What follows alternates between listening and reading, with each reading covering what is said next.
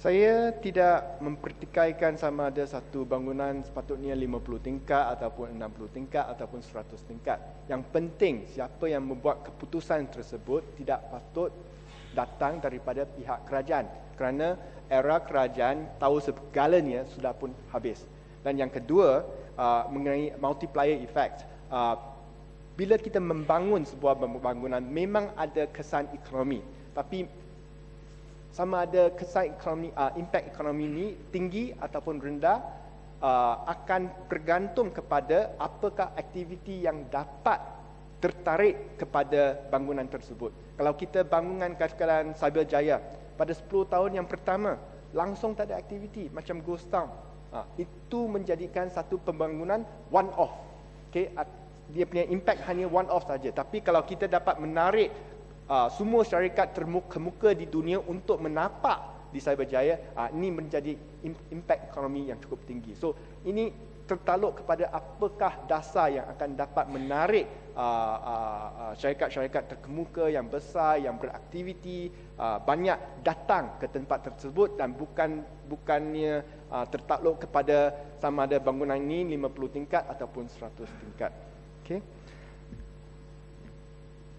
Kerajaan telah pun menubuhkan satu syarikat joint venture dengan EPF untuk meneroki tanah Lembaga Getah Malaysia di Sungai Buloh seluas 2,680 ekar yang dijangka akan membawa jumlah pelaburan sebanyak 10 bilion ringgit.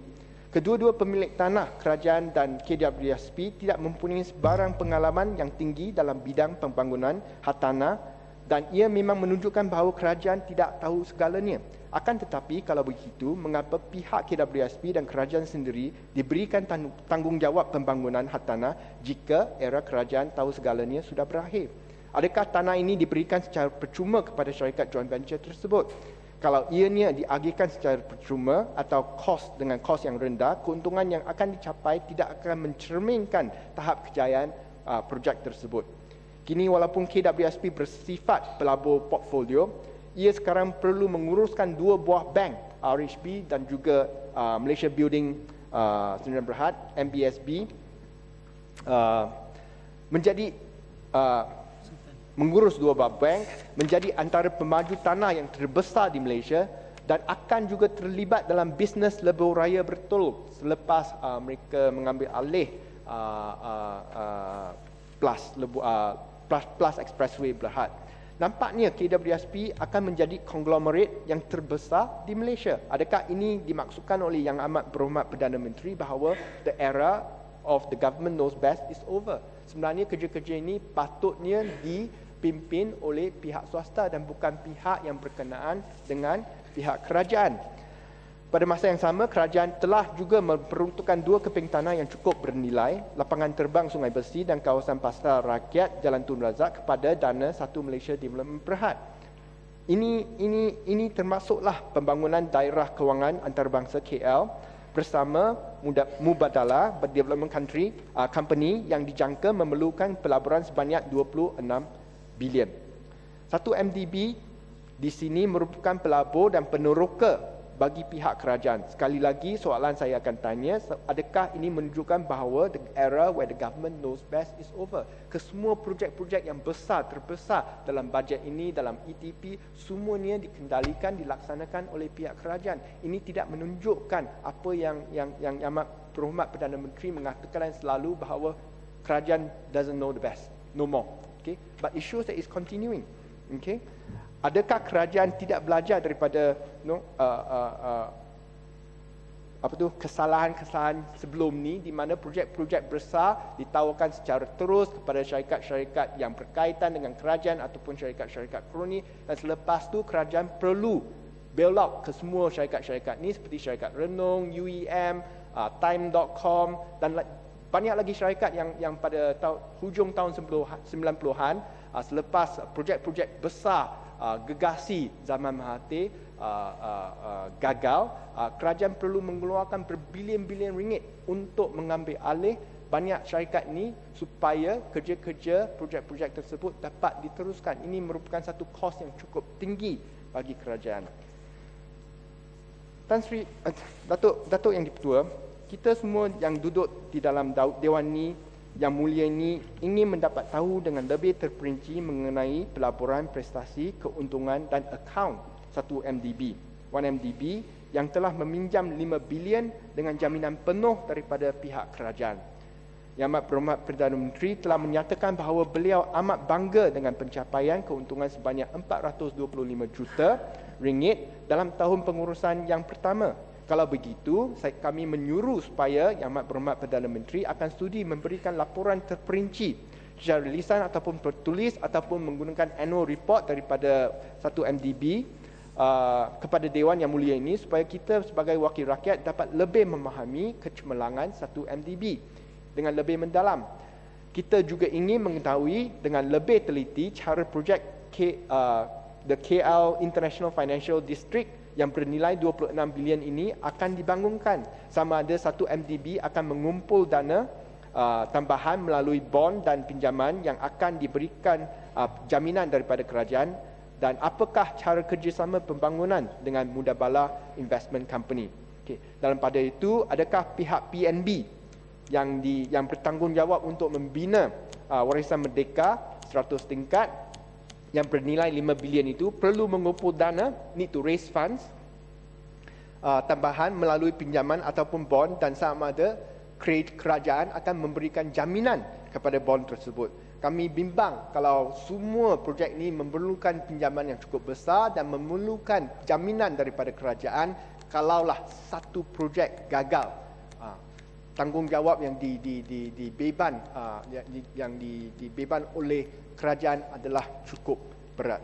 Contoh-contoh yang telah diberikan di atas yang dipetik daripada ucapan belanjawan jelas menunjukkan bahawa retorik bahawa era kerajaan tahu segalanya sudah berakhir adalah hanya retorik saja, dan malangnya kita tidak nampak apa-apa pendekatan yang benar-benar menunjukkan bahawa kerajaan serius mengenai strategic reform initiative pertama dalam dokumen model ekonomi baru, iaitu re-energizing the private sector.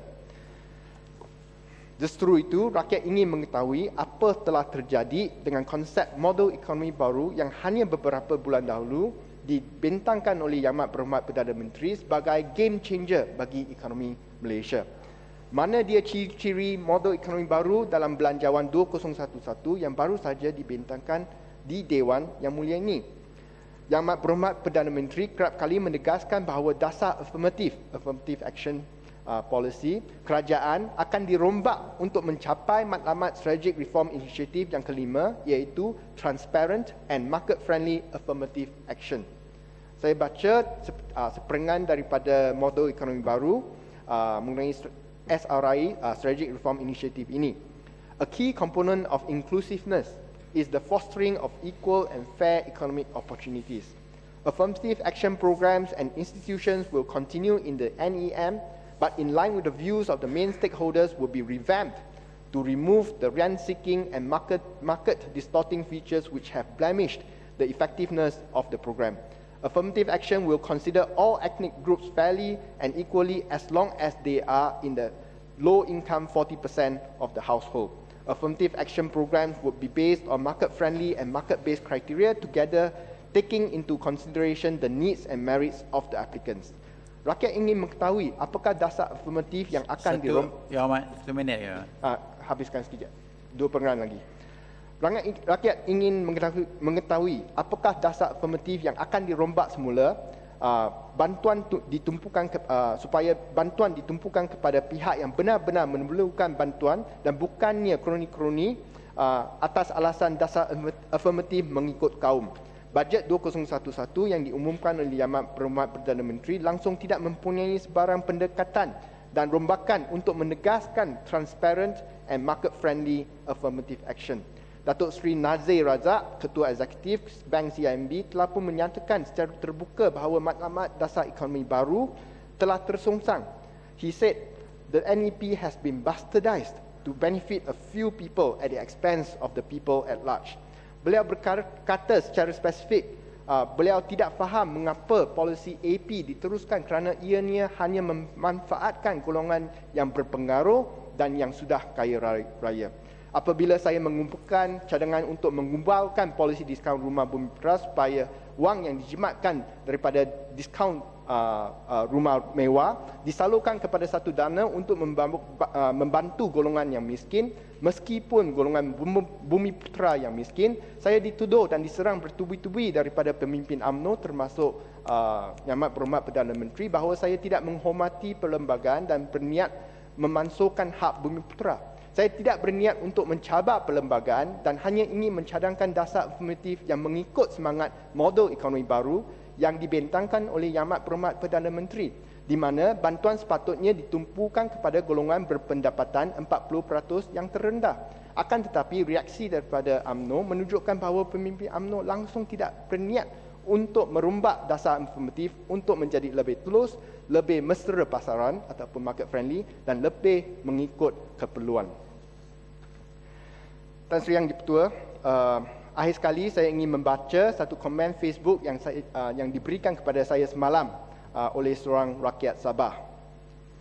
Saya merupakan seorang kaki tangan kerajaan bertugas di Sabah, lahir di Sabah dan bekerja di Sabah.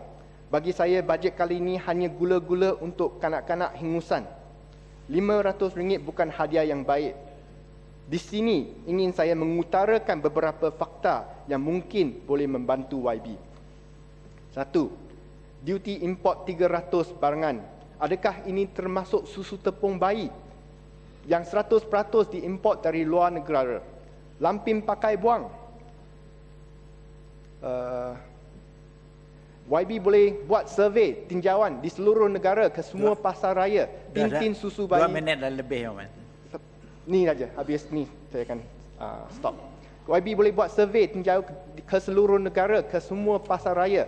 Tintin susu bayi yang berkualiti, berterjenama, diletakkan di ruang khas, dikunci. Kenapa? Ramai orang sanggup mencuri susu kerana tak mampu beli susu anak. So, adakah pertama relevan sedangkan keperluan asas bayi masih belum mencukupi? 2. Dana rumah pertama, pendapatan isi rumah 3,000 ke bawah dan harga rumah 220,000, pergilah Kota Kinabalu YB. Tentu terkejut nilai hartanahnya mencecah 188,000 bagi Pangsapuri. Rumah teres 2 tingkat 368,000 ke atas. Bagaimana pula nasib golongan middle class? Isi rumah 3,000 sehingga RM5,000.